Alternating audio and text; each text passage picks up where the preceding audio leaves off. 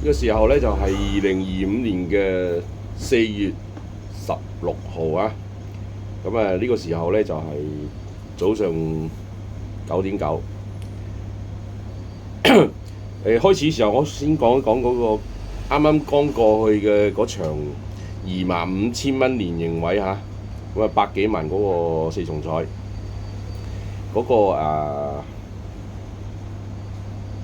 嗰場馬咧，其實我自己即係可以話咧叫做擦邊而過。點解咁講咧？其實嗰日嗰場馬咧，我自己本身咧就係買緊一組單一組雙嘅，就係尾二嗰場馬嘅，係啊。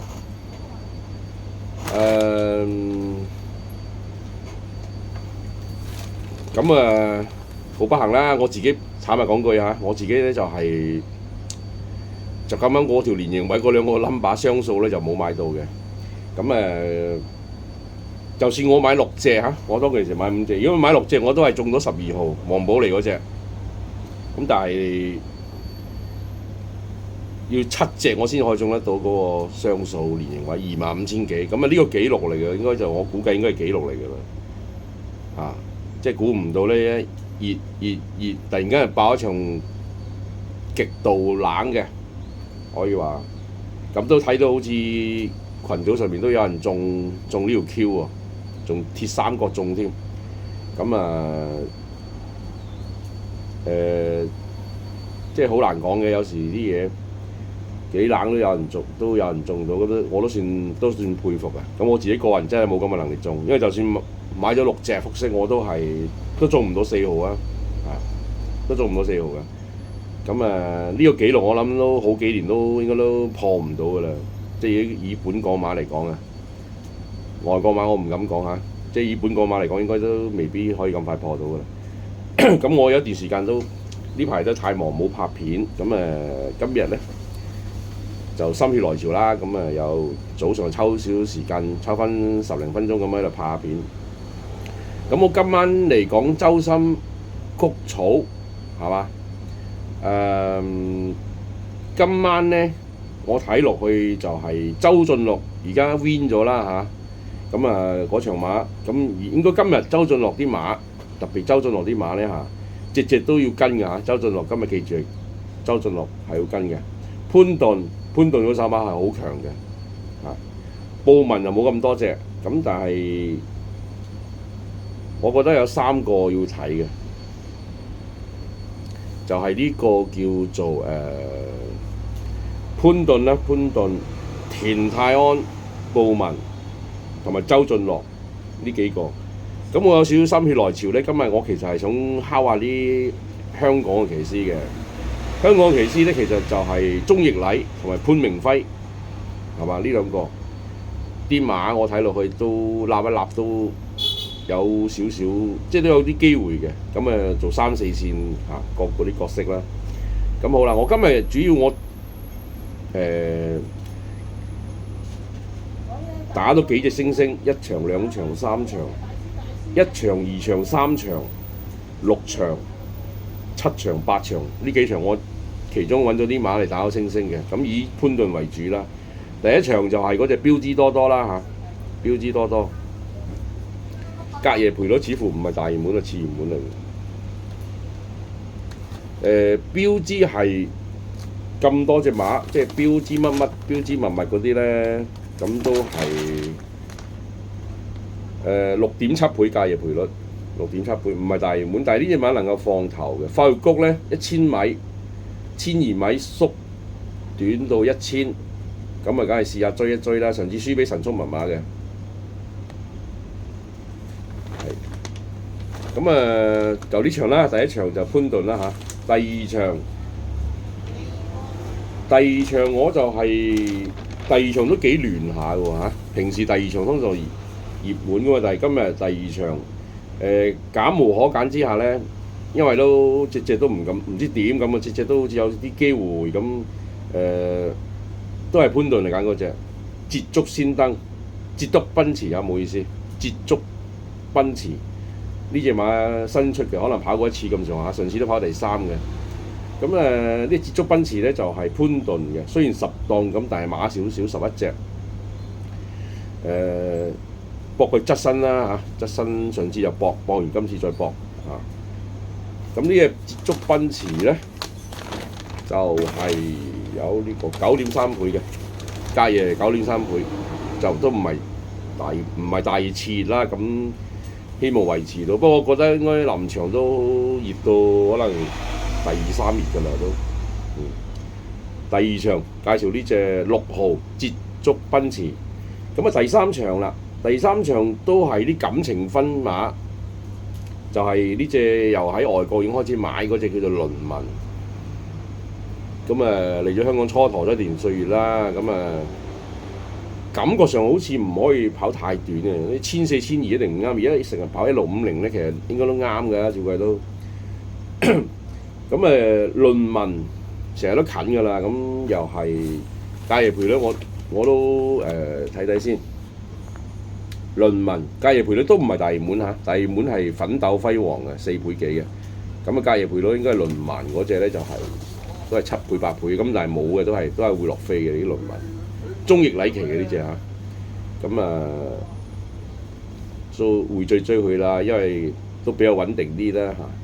今晚啱啱剛爆完大冷之後，今晚咧原則上應該都係會係啲比較半熱佔優嘅，咁但係冇理由1、2場都唔爆㗎，要最細心啲睇下邊兩場會爆咯咁樣。好啦，咁去到第4場冇揀啦，第4場我冇揀嚇，因為得9隻馬同埋高班。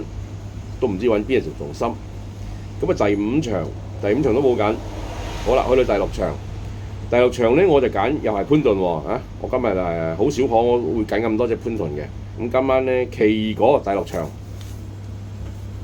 2號馬奇異果又唔係大熱門次熱門喎，隔夜都有成9倍嘅10倍，點解咧嚇？唔明，咁但係我中意揀啲新馬啦，即係講啲。揀啲比較側身啲嘅馬，我不嬲都係啲老嘢嗰啲，我就比較少即係都唔揀，有時都會揀咁，但係我係比較傾向於揀啲側身嘅，搏佢咧賠率好嘅時候咧就搏咁樣嘅心態。隔夜賠率係 Eason 嘅大熱門啊 ，Eason 係咁應該10號有運行呢啲馬都廢馬嚟嘅，都唔使睇嘅啦。9號仲要最細心啲睇睇，加州得力係嘛？咁應該牌面就奇異果、Eason、飲杯、勇霸龍、翠紅呢幾隻，即係2、3、4、5、6第6場。咁我以呢個奇異果啦，搏呢個潘頓呢隻馬去馬。好啦，去到呢個第7場嚇，仲有2場。第7場就係呢隻周俊樂啦，周俊樂今日幾隻馬全部都要跟㗎嚇，都要開 hold 住嘅。周俊樂、田泰安、潘頓。4、5選就係呢個布文，咁呢個周俊樂好接拍，大門就調翻轉係潘頓嗰隻天下闖二，咁但係成日搏第2喎，按道理佢就係想搏贏為止啦，呢、這個呂建威馬房噶嘛，咁天下闖二應該都3、4甲都有嘅，咁但係周俊樂啦呢隻好接拍，上次跑得咁靚咧，可以均速後上，係嘛？亦都4歲。4歲馬，咁呢場馬好亂嘅，3天美軍嚟嘅，第7場係都幾亂下嘅。咁廚神都無端端都有啲隔夜賠率，咁光輝所願啦嗰啲都會熱㗎啦。天下闖二，落河都有人介紹喎。夢雲進區咧就係近期啲績係靚嘅。咁另外仲有少少講一講隻1號缺一劍呢支馬未見底啦，呢啲咁嘅新馬。品德寶寶可能或者可以劃死嘅，品德寶寶3號馬，盛世威風亦都可能係或者可以劃死。呢場馬應該係39，可能唔知點睇嘅嚇39。而家我都唔敢講嗰個即係太過講死嗰啲馬，因為有時真係就開嗰啲馬出嚟嘅。好啦，去到第8場，第8場咧就係原本好中意隻超霸勝嘅。咁但係又有個12檔有戒心啦。咁我揀嗰隻馬都又係潘頓。你做乜鬼嘢？今日全部揀晒啲潘頓。快搏啦嚇，感覺上咧4、4、5上嗰2場咧應該都4、4、5。咁呢啲馬應該都係想搏攞獎金啦，冇理由啊何然馬房咯。咁其實原本就未輪到揀快搏嘅，後尾揀下先揀到快搏。我係中意啲1號、2號超霸勝、多利神區、好精神、有紅利，係嘛？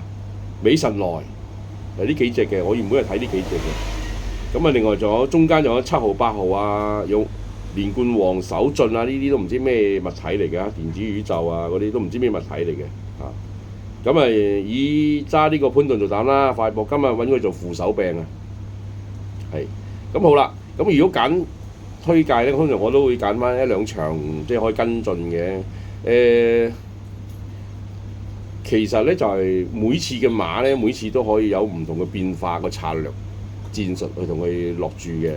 咁今日嚟講咧，我就忽然間我係想食全餐喎咁啊，因為話就話可能會熱地啫，咁但係搏冷腳啊嘛嚇。咁我就揀2隻馬食全餐嘅。大家都知道咧，跟我買嗰啲馬咧，好多時咧都係本事比較重啲咯。